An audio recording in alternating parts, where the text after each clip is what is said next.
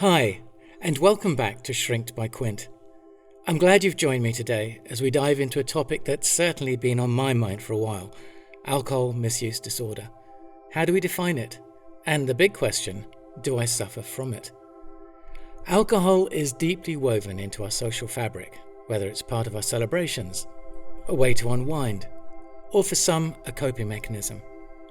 But when does drinking shift from being social or occasional to something more harmful? Today, we'll start a two-part episode on what alcohol misuse disorder is, how to recognize it if you might be affected, and what steps you can take if you're concerned about your drinking habits. Personally, alcohol and I haven't mixed well for over a decade, but in this episode, I'll focus on a broader overview of alcohol misuse disorder, or AUD. From the get-go, you'll notice I'm using the term AUD rather than alcoholism or defining a person as an alcoholic. And this is a choice made out of respect for those who view the term alcoholic as labeling or stigmatizing. I want to get into the topic of labeling at a later date because there are pros and cons to labeling with a medical diagnosis. But for this episode, I'm going to stick with AUD.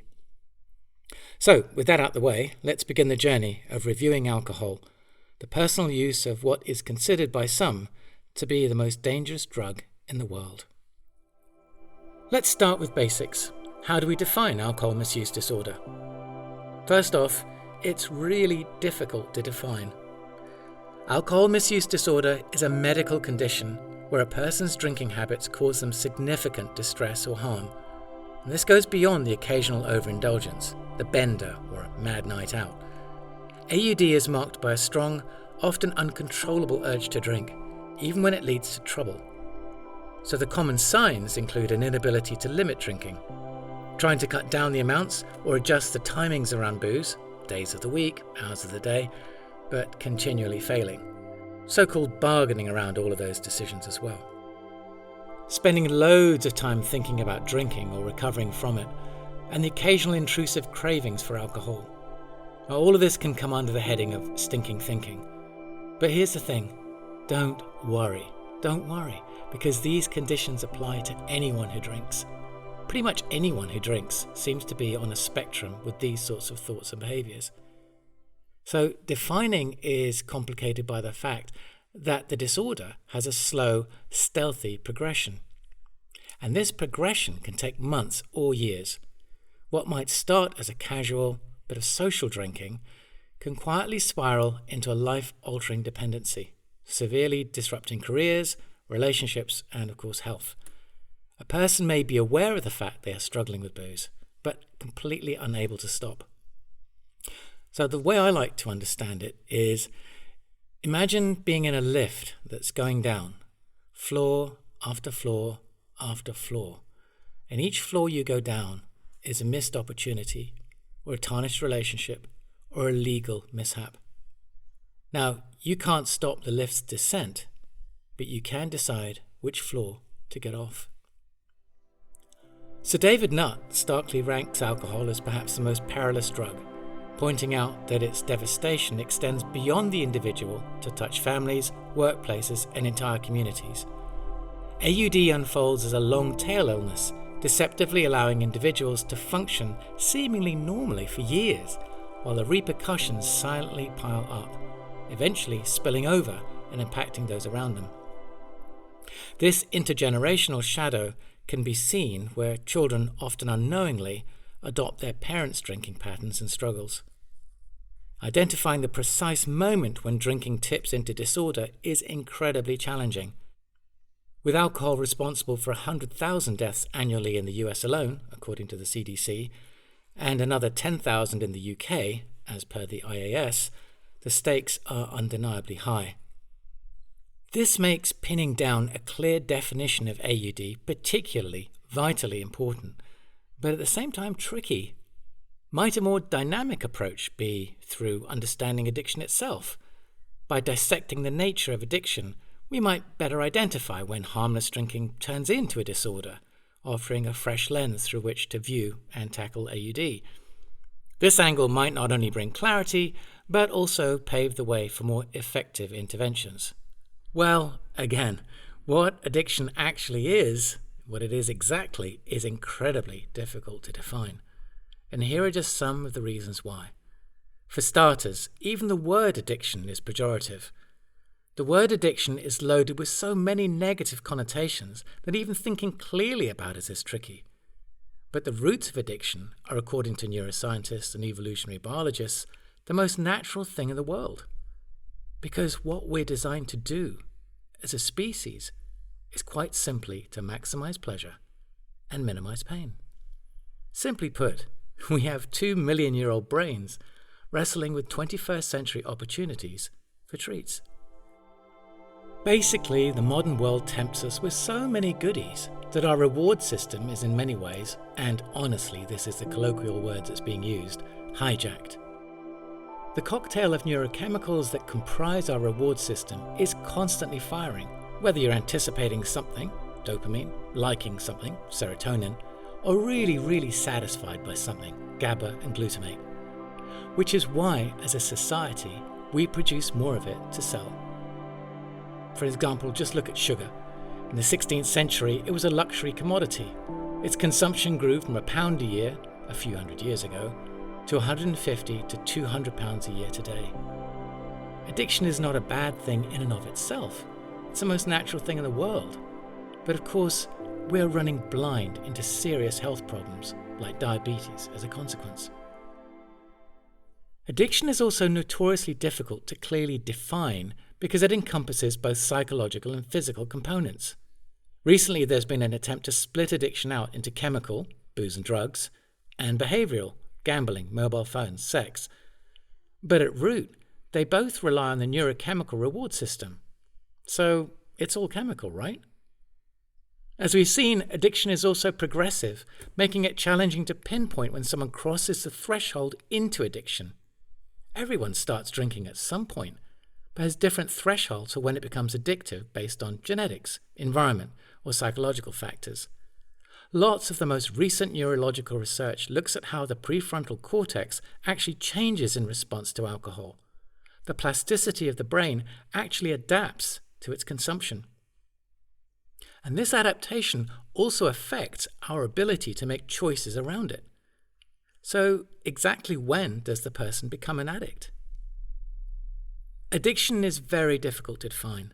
Medicine tries, and there are books dedicated to it.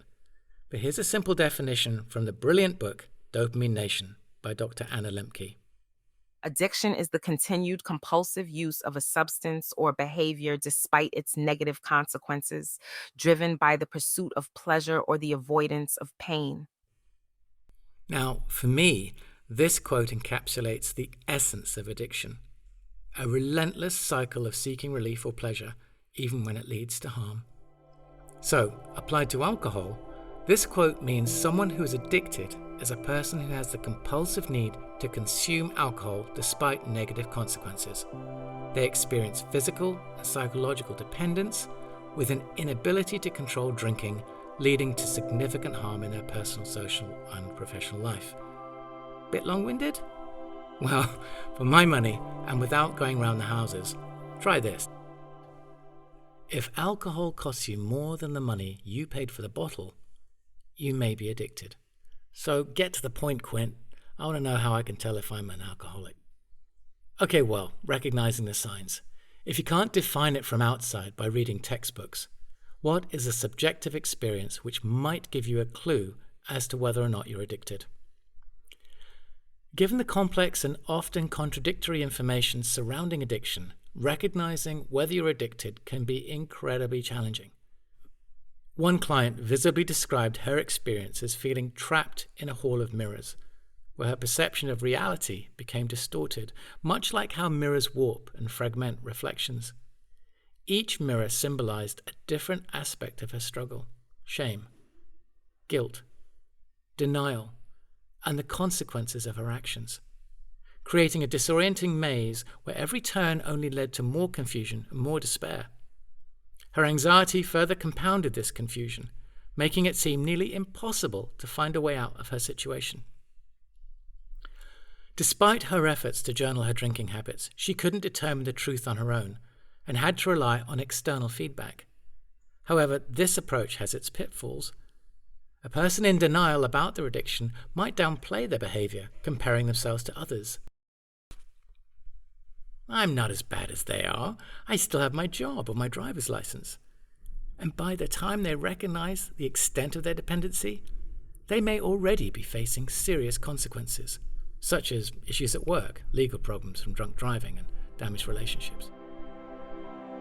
People often deny their struggles, justifying their drinking with thoughts like, I'm not that bad because, and seeking evidence to reassure themselves that everything is fine. This state of denial, possibly exacerbated by cognitive impairment from alcohol's effects on the prefrontal cortex, the brain's decision-making center, makes it even harder to acknowledge the problem.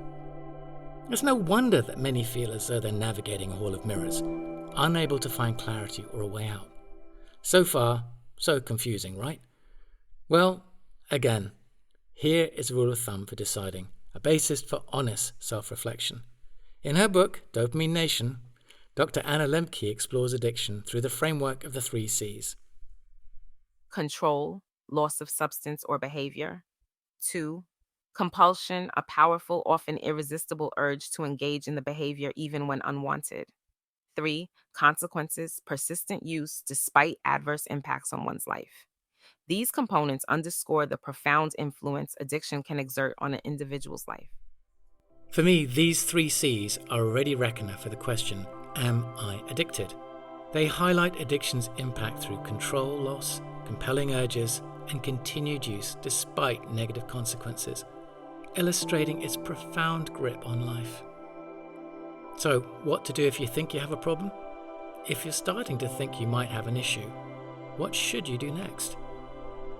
Well, I'll get into this next week when we look at what to do if you feel you or a loved one is struggling with alcohol. We've taken a deep dive into the complex world of alcohol misuse disorder and the often tricky task of defining addiction. We've seen that addiction goes beyond just physical dependence. It's also a psychological struggle driven by deep-seated compulsions and the constant temptation of relief or pleasure. Gaining this understanding is crucial. It's the first step in recognizing potential problems, whether in yourself or someone you care about. In our next episode, we'll explore the practical steps you can take if you or a loved one might be facing these challenges. Thank you for tuning in to Shrink by Quint. Remember, your well-being is the cornerstone of a fulfilling life, because your health truly is your wealth.